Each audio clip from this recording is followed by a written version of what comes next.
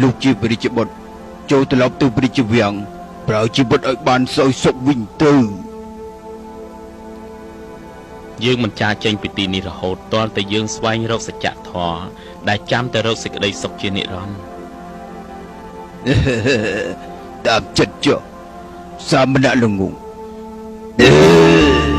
យើងនឹងហៅព្យុះនៃភាពទរំទាំង9យ៉ាងព្យុះនៃភាពងងឹតងងល់9ប្រភេទនិងព្យុះភ្លើងយើងសូមចែកអំណាចរបស់ឯង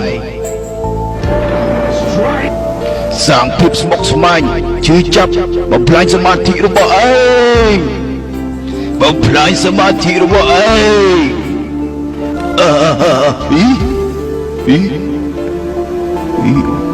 មិនក៏ភ្លើងខ្លាចទៅជាផ្កាអញ្ចឹងទៅវិញអូ